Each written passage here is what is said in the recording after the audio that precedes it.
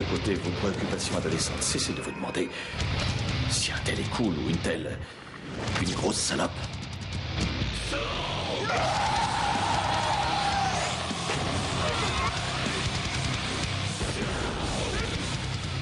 Allez-y, il faut que ça sorte, les enfants.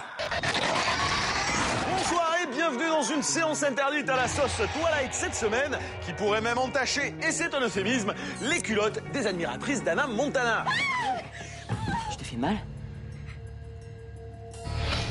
C'est peut-être parce qu'elle est trop grosse. Je parle bien sûr de ce trip pour teenagers angoissés par leur montée d'hormones, qu'est Jennifer's Body de Karine Kusama, cinéaste de Girl Fight et Ion Flux, qui adore filmer des super nanas aux coronesses plus grosses que leur protubérance mammaire. Largement pompé sur ce petit chef-d'œuvre méconnu qu'est Ginger Snaps, Jennifer's Body imagine les déboires de deux copines quand l'une d'elles, attirée comme une dinde par quatre beaux gosses fans de sciences occultes,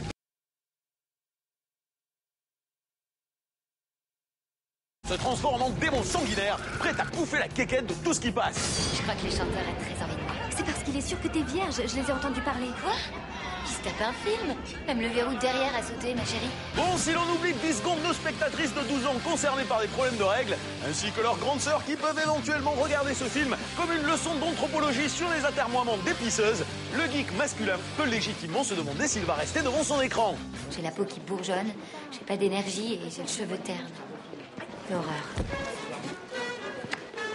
Et la bande de pervers salaces, on ne me la fait pas, parce que j'ai un argument imparable, Megan Fox. Et ouais, difficile pour tout mâle normalement constitué de résister ne serait-ce qu'une fraction de seconde à cette incarnation absolue du fantasme sexuel.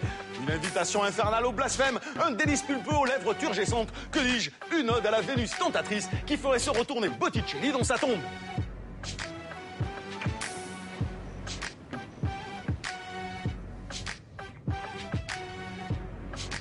Qu'est-ce que je fais, merde? D'aucuns pourront toujours balancer qu'ils préfèrent leurs copines, que c'est pas leur genre ou que la vulgarité d'une bimbo ne suffit pas à titiller leur coronesse. Et là je réponds, t'as raison Coco, et la grosse bosse dans ton jean, c'est là où tu fais fumer ta saucisse de Toulouse.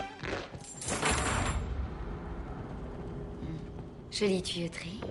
Bref, toute résistance est inutile, d'autant qu'entre deux scènes gore où la belle charcute à pleines dents les entrailles de ses amants, elle se plaît à se pavaner en tenue légère, histoire de bien faire comprendre pourquoi on l'a embauchée. J'ai l'habitude, c'est pas d'hier que les mecs veulent me serrer. Mais bon, comme dirait René en éventrant sa commis charcutière, parce que cette sainte nitouche ne voulait pas qu'il lui apprenne les joies de la lubrification à la rillette, c'est pas parce que c'est interdit qu'on peut pas se fendre la gueule.